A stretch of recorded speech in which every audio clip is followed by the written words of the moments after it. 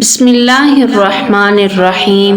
حضرت جابر رضی اللہ تعالیٰ عنہ فرماتے ہیں کہ آپ صلی اللہ علیہ وسلم نے ایک دفعہ گھر سے میرے دوست حضرت جبرائیل علیہ السلام تشریف لائے تھے اور یہ فرمایا، پچھلے امتوں میں سے اللہ کا ایک بندہ اپنے گھر بار، عزیز، اقارب، مال و دولت سب کچھ چھوڑ کر سمندر کے بیچ میں پہاڑ نما ایک ٹھیلا تھا، اس میں جا کر عبادت کرنا شروع کر دی۔ وہ سمندر اتنا وسیع تھا کہ اس ٹھیلا کے ہر جانب 4,000 فرسخ دوری تک سمندر تھا۔ وہاں پر کوئی کھانے کی چیز نہ تھی اور سمندر کا پانی بالکل نمکین تھا۔ اللہ تعالیٰ نے اپنے فضل سے اس میں ایک انار کا درخت اگا دیا اور انگلی کے برابر میٹھے پانی کا چشمہ جاری کر دیا۔ یہ عابد دن رات 24 گھنٹے اپنی عبادت میں گزار دیتا تھا اور 24 گھنٹے میں انار کا ایک پھل کھا لیتا تھا اور میٹھے پانی کے چشمے سے ایک گلاس پانی نوش فرما لیتا۔ اسی حالت میں 500 سال گزر گئے۔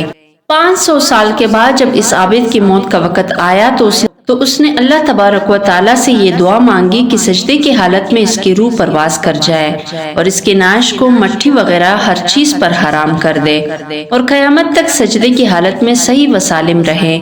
اللہ تعالیٰ نے اس کی دعا قبول فرمائی۔ سجدے کی حالت میں اس کی موت ہو گئی اور اللہ تعالیٰ نے وہاں ایسا انتظام کر رکھا ہے کہ قیامت تک وہاں کسی انسان کی رسائی نہیں ہو سکتی۔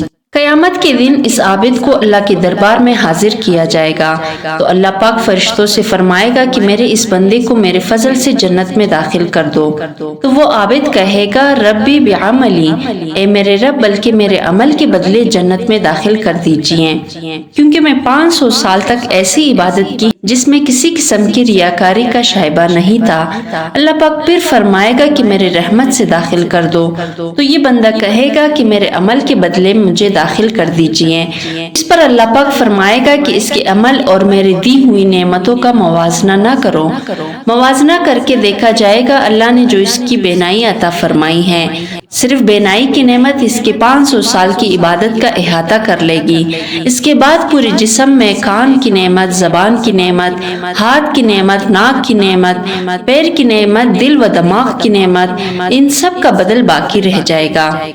پھر ان کے علاوہ جو 500 سال تک اللہ نے میٹھا پانی پلایا ہے اور انار کا پھل کھلایا ہے، ان تمام کا بدل باقی رہ جائے گا۔ تو اللہ پاک فرمائے گا، اس کی 500 سال کی عبادت تو صرف ایک نعمت کے بدلے میں ختم ہو گئی، ہماری باقی نعمتوں کا بدل کہاں ہے؟ لہٰذا اس کو جہنم میں داخل کر دو۔ تو فرشتے اسے گھسیٹ کر جہنم کی طرف لے جانے لگیں گے تو وہ چلانے لگے گا، ربی برحمتک ادخلنی الجنہ، اے میرے رب محض اپنے رحمت سے مجھے جنت میں داخل فرما دیجئے۔ اللہ کی طرف سے کہا جائے گا کہ تجھے تو اپنے 500 سال کی عبادت پر بڑا ناز تھا، اب تیری عبادت کہاں چلی گئی؟ اور خطرناک سمندر کے بیچ میں نے تجھے انار کے پھل کھلائے اور 500 سال تک مسلسل میٹھا پانی پلایا، میرے ان نعمتوں کے بدلے میں تم کیا لائے ہو؟ تو وہ کہے گا، اے اللہ آپ اپنی رحمت سے مجھے جنت میں داخل فرمائیں، آپ کی رحمت کے بغیر کچھ بھی نہیں ہو سکتا۔ پھر آخر میں جب حجت تمام ہو جائے گی تو اللہ تعالیٰ فرمائے گا، میری رحمت اور میرے فضل کے ذریعے اس کو جنت میں داخل کر دو، پھر وہ اللہ کی رحمت ہی کے ذریعے جنت میں داخل ہو سکے گا۔ اگر اللہ نے کسی کو نیک عمل کی توفیق عطا فرمائی ہے تو اس کو خوش فہمی میں مبتلا نہیں ہونا چاہیے، اللہ سے ڈرتے رہنا چاہیے۔ یہ جو اللہ نے موقع عنایت فرمایا ہے یہ بھی اللہ کی طرف سے بہت بڑا انعام و توفیق ہے۔ اگر اللہ کی طرف سے توفیق نہ ہو تو موقع ہونے کے باوجود انسان عمل نہیں کر سکتا۔ حدیث کی اس مضمون کو حضرت قاری طیب صاحب اور حضرت قاری سید صدیق احمد صاحب، ان دونوں حضرات نے اس واقعے میں اتنا اضافے کے ساتھ بیان فرمایا ہے کہ جب اس عابد کو اللہ تعالیٰ اپنے فضل و رحمت سے جنت میں داخل کرنے کا حکم فرمائے گا تو وہ عابد اپنے دل میں کہے گا کہ میں نے 500 سال تک ایسے عبادت کی ہے جس میں ریاکاری کا شائبہ تک نہیں تھا، اور اب اللہ تعالیٰ محض اپنے فضل سے جنت میں داخل کر رہا ہے اور میرے 500 سال کی عبادت کا ذکر تک نہیں کیا۔ اللہ تعالیٰ دلوں کی باتوں کو جاننے والا ہے، اس لیے اللہ تعالیٰ فرشتوں سے کہے گا کہ اس کو جنت کے بجائے جہنم میں لے جاؤ اور جہنم سے اتنی دوری پر کھڑا کر دو کہ اس کے اور جہنم کے درمیان 500 سال کی مسافت ہو۔ جب اتنی دوری پر کھڑا کر دیا جائے گا تو جہنم کی طرف سے گرم لو چلے گی جس سے اس عابد کا حلق خشک ہو جائے گا اور پیاس کے عالم میں سخت پریشانی میں مبتلا ہو جائے گا۔ اسی اثناء میں ایک دست غیب نمودار ہوگا جس میں ایک گلاس پانی ہوگا۔ یہ عابد اس کو دیکھ کر چلا چلا کر کہے گا یہ پانی مجھے دے دیا جائے۔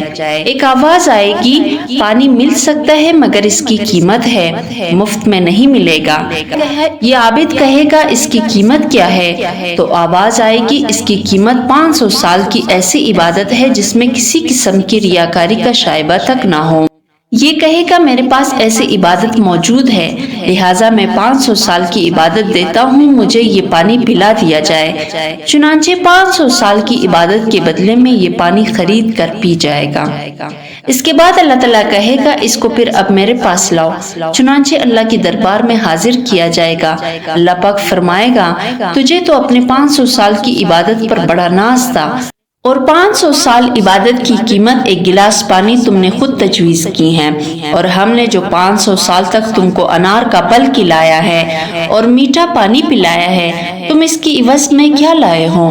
تو وہ عابد اللہ کے دربار میں سر بسجود ہو کر فرما دے گا اے اللہ اب بات سمجھ میں آ گئی ہے کہ تیری رحمت اور فضل کے بغیر کچھ نہیں ہو سکتا۔ چنانچہ اللہ تعالیٰ اپنی رحمت و فضل سے اس کو جنت میں داخل فرما دے گا۔ یہاں کسی کو یہ شبہ ہو سکتا ہے کہ جب اللہ کی فضل سے ہی سب کچھ ہوتا ہے تو پھر عمل کی کیا ضرورت ہے؟ اس کا جواب جناب رسول اکرم صلی اللہ علیہ وسلم نے حدیث پاک میں خود ہی ارشاد فرمایا ہے کہ مسلم شریف میں حضرت ابو ہریرہ سے مروی ہے کہ آپ صلی اللہ علیہ وسلم نے ارشاد فرمایا تم میں سے کسی کا عمل اس کو نجات نہیں دے سکتا۔ تو ایک صحابی نے سوال کیا کیا آپ کا عمل بھی آپ کے لیے باعث نجات نہ ہوگا؟ تو آپ صلی اللہ علیہ وسلم نے ارشاد فرمایا میرا عمل بھی مجھ کو نجات نہیں دے سکتا، لیکن اللہ پاک نے اپنے فضل و کرم سے مجھے اپنے رحمت سے ڈانپ رکھا ہے کہ جو کچھ بھی اللہ تعالیٰ نے میرے ساتھ نجات کا اور تقرب کا معاملہ کیا ہے وہ سب کا سب اپنے فضل و رحمت کے ذریعے سے کیا ہے۔ اس لیے کسی کو اپنے نیک اعمال پر گھمنڈ اور خوش فہمی نہیں ہونا چاہیے، بلکہ جو کچھ بھی نیک عمل ہو رہا ہے وہ بھی بہت کم ہے۔ اللہ سے ڈرتے رہنا چاہیے اور نیک عمل کرتے رہنا چاہیے اور اللہ کی فضل اور رحمت کی امید رکھنی چاہیے۔ اب یہاں یہ بھی سوال پیدا ہوتا ہے کہ یہ کیسے معلوم ہوگا کہ اللہ کا فضل کس کے ساتھ شامل ہے؟ تو اس کا جواب یہ ہے کہ جو شخص نیک عمل کیے بغیر بے چین رہتا ہے اور اس میں اس کو سکون ملتا ہے تو یہ اس بات کی علامت ہے کہ اللہ کا فضل اس کے شامل حال ہے، اور جو شخص برائی میں مبتلا رہتا ہے اور برائی میں ہی اس کا جی لگتا ہے اور عمل صالح سے فرار اختیار کرتا ہے، نیک عمل کی توفیق نہیں ہوتی، یہ اس بات کی علامت ہے کہ ابھی اللہ کا فضل اس کے ساتھ شامل حال نہیں ہے۔ اس لیے جناب رسول اکرم صلی اللہ علیہ وسلم کی ہدایت کے مطابق نیک عمل میں کبھی پیچھے نہیں رہنا چاہیے، بلکہ نیکی کرتے رہو اور اللہ سے قرب حاصل کرتے رہو۔ آپ صلی اللہ علیہ وسلم نے ارشاد فرمایا کہ اللہ تعالیٰ جس بندے کے ساتھ خیر کا ارادہ کرتا ہے اس کو موت سے قبل عمل صالح کی توفیق عطا کرتا ہے۔